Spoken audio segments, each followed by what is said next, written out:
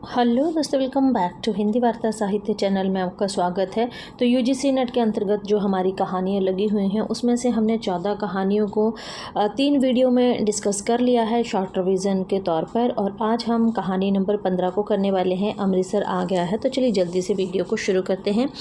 अमृतसर आ गया कहानी भीषम साहनी की है और ये जो है ये पटरियाँ कहानी संग्रह में संग्रहित है। 1973 में प्रकाशित हुई थी पटरियाँ कहानी संग्रह।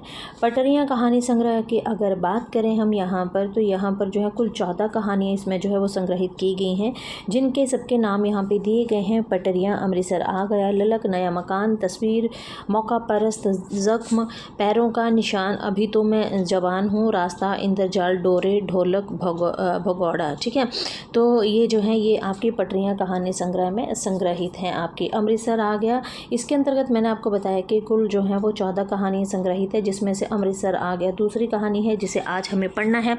इंद्रजाल की बात करें तो आपको पता है जयशंकर प्रसाद की एक कहानी आती है इंद्रजाल, ठीक है, वो भी है आपकी, तो वो अलग से है, तो आप याद रखिएगा। चलिए आगे चलते हैं। इंपॉर्टेंट इसमें क्या है, ये जो कहानी है मैं शैली में लिखी कहानी है। भारत पाक विभाजन के इसमें बढ़ती सांप्रदायिक नफरत को एक चलती रेल के डिब्बे के भीतर की घटनाओं को व्यक्त करती है। सांप्रदायिक तनाव की विषय वस्तु जिसमें भाईचारे और मानवीय रिश्तों में एक टूटन दिखाई पड़ती है। शुरू में खुशनुमा माहौल होता है, बाद में वातावरण जब बहुत भयानक हो जाता है, शायद सभी जगह जो थे वो दंगे भड़क रहे थे। ठीक है, आगे इसमें जो आए आपके इम्पॉर्टेंट जो स्थान हैं उनको देख लीजिएगा। स्थान से मैक्सिमम आपके जो प्रश्न हैं वो बन जाते हैं, है ना। तो यहाँ देख लीजिए आप कि पेशावर है, बम्बई है, बाजीराव है, दिल्ली है, अमृतसर है, हरबंसपुरा है, जिसके निकल जाने पर बाबू को लगा कि खतरा टल गया है। ठीक है, ये जो है आपके अमृतसर आ गया में आपके क्या हैं इसमें दिए गए स्थान हैं। ठीक है, एक आपका परीक्षा गुरु आता है, आपका उपन्यास है, उसमें भी दिल्ली स्थान का जिक्र किया गया, जिसमें आपके मदन मोहन जो हैं वो मुख्य नायक के रूप में रहते हैं। ठीक है, मैं आपको थोड़ा सा रिलेट करवा दूंगी जहाँ मुझे लगेगा। चलिए आगे चलते हैं, इसमें देखते हैं पात्र कौन कौन से हैं। सबसे पहले कथावाचक स्वयं लेखक, ठीक है, जो कि भीष्म साहनी है। लेखक द्वारा ट्रेन यात्रा का विवरण जो है इसमें किया गया है। त्रासदी विभाजन को यहाँ पे बताया गया है। वातावरण में भय और आतंक के बीच दो धर्मों और संप्रदायों के बीच अविश्वास का माहौल है। एक और पाकिस्तान बन जाने का जोश था तो दूसरी ओर हिंदुस्तान को आज़ाद हो जाने का जोश। ठीक है, अब लेखक द्वारा पूरे वातावरण का यथार्थ चित्रण यहाँ पर किया गया है। लेखक जो है ये स्वतंत्रता दिवस का समारोह देखने के लिए दिल्ली जा रहा था। ठीक है, तो ये कहाँ जा रहे थे लेखक, याद रखिएगा, लेखक जो थे स्वतंत्रता दिवस का समारोह देखने के लिए कहाँ जा रहे थे, दिल्ली जा रहे थे। ठीक है, आगे जो दूसरा पात्र आता है दुबला बाबू आता है। ये जो लेखक हैं इनके सहयात्री हैं, जो लेखक में संभवतः पेशावर का जान पड़ा। ट्रेन में मौजूद पठानों द्वारा इसका बार बार मजाक उड़ाया जा रहा था, किसका, दुबला बाबू का। एक हिंदू महिला पर पठानों द्वारा लात जमाए जाने और उसके परिवार को ट्रेन से उतरने पर विवश करने का जो है इसमें वर्णन किया गया है। ठीक है, ये थे आपके आगे कहानी है आपकी चीफ की दावत, भीष्म साहनी की है। ये कहानी पहला पाठ जो है आपका, है ना, पहला पाठ कहानी संग्रह 1957 में प्रकाशित हुआ था, उसमें संग्रहित है। इसमें कुल 15 कहानियां हैं। इनका ये दूसरा कहानी संग्रह है, पहला पार्ट जो है ना, और इनका जो पहला कहानी संग्रह है वो है इनका भाग्य रेखा, याद रखिएगा।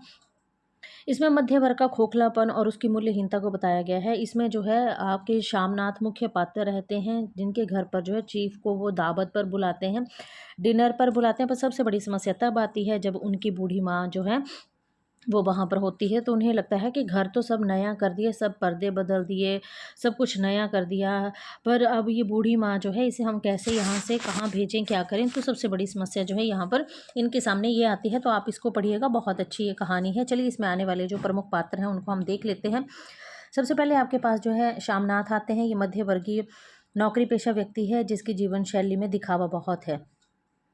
पदोन्नति के लिए चीफ को प्रसन्न करना चाहता है, बूढ़ी माँ को फालतू समझता है और उसी से अपनी स्वार्थ सिद्धि भी करता है। बूढ़ी माँ है जो श्यामनाथ की निरक्षर विधवा माँ, जिसके पास परिपक्वता भारतीय माता का विराट हृदय है, पुरानी पीढ़ी की है।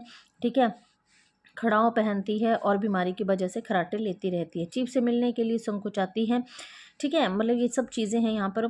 फिर चीफ उन्हें फुलकारी करने को कहते हैं, तो वो आंखों से देख नहीं पाती हैं, बहुत कम देखती हैं, फिर भी उनकी फुलकारी करने का जो है वो इंतज़ाम कर देती हैं। चीफ आते हैं जो कि श्यामनाथ की क्या है, बॉस हैं, ठीक है, जिसकी वह खुशामद करता है। शशांत परंतु सहज श्यामनाथ की बूढ़ी माँ से प्यार से मिलता है। बक ऑफ चीफ उसे गांव के लोग बहुत पसंद हैं। श्यामनाथ की माँ से गीत सुनने की इच्छा भी प्रकट करता है। गौण पात्र में श्यामनाथ की धर्मपत्नी आती है, ठीक है, धर्मपत्नी आती है, एक मिनट देख लेते हैं। धर्म पत्नी है, इसमें भी दिखावटीपन का बोध है। पति की तरक्की के लिए खुशामदी में शामिल है। चीफ की पत्नी अन्य देसी स्त्रियों की आराधना का केंद्र है। विशेष इसमें क्या है कि बूढ़ी माँ स्वयं को अपमानित महसूस करती है, परंतु पुत्र की खुशी के लिए जैसा वह कहता है वैसा वो कर भी देती है। आगे हमारी कहानी आती है सिक्का बदल गया, कृष्णा सोबती की है। सबसे पहले ये जो कहानी है 1948 में प्रतीक पत्रिका में प्रकाशित हुई थी, और ये जो कहानी है ये बादलों के घेरे 1980 कहानी संग्रह में संकलित है। ये जो आपके कृष्णा सोबती की सिक्का बदल गया कहानी संग्रह जो है बहुत ही इंपॉर्टेंट है। इसमें कुल जो है आपकी 24 कहानियाँ संग्रहित हैं, जो कि कुछ इस तरह से हैं, कुछ नहीं, दो दो राहें, बाहें, दोहरी सांझ, सिक्का बदल गया, ठीक है।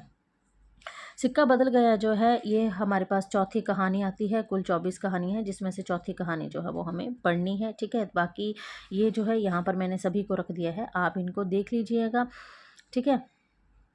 अब यहाँ पे देखते हैं कि इसमें जो मुख्य पात्र आते हैं वो कौन आते हैं। सबसे पहले शाहनी आती हैं, जमींदार शाहजी की पत्नी है, विभाजन के कारण जिन्हें विस्थापित होना पड़ता है ना, सारी धन दौलत छोड़कर वह कैंप लौटी।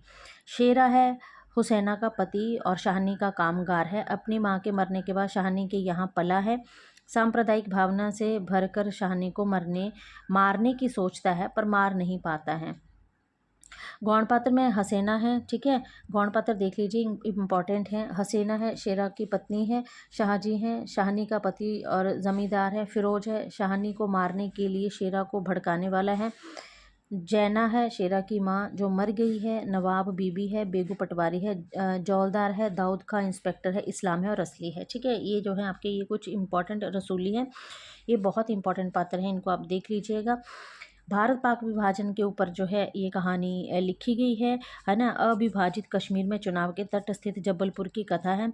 देश विभाजन की पृष्ठभूमि पर लिखी गई है। विभाजन के उत्पीड़न को बताती है ना, और विभाजन से आए मानसिक बदलाव का चित्रण करती है। विधवा नारी है और क्षेत्रीय भाषा का प्रयोग है। मेन इंपॉर्टेंट ये है कि यहाँ पर जो है आपकी चिनाब नदी का जिक्र जो है इसमें किया गया है। वह पिछले 50 वर्षों से यहाँ नहाती आ रही हैं। कितना लंबा सा शाहनी सोचती हैं, ठीक है। तो कौन सी नदी में नहाती आ रही है? ये चिनाब नदी में। तो ये आपका जो है ये इंपॉर्टेंट है, इसको आप देख लीजिएगा। आज हम इतनी ही कहानी को डिस्कस करेंगे, अगली वीडियो में अगली कहानी को डिस्कस करेंगे। अगर वीडियो पसंद आए तो वीडियो को लाइक, चैनल को सब्सक्राइब ज़रूर कीजिए। मिलते हैं नेक्स्ट वीडियो में, तब तक के लिए बाय बाय।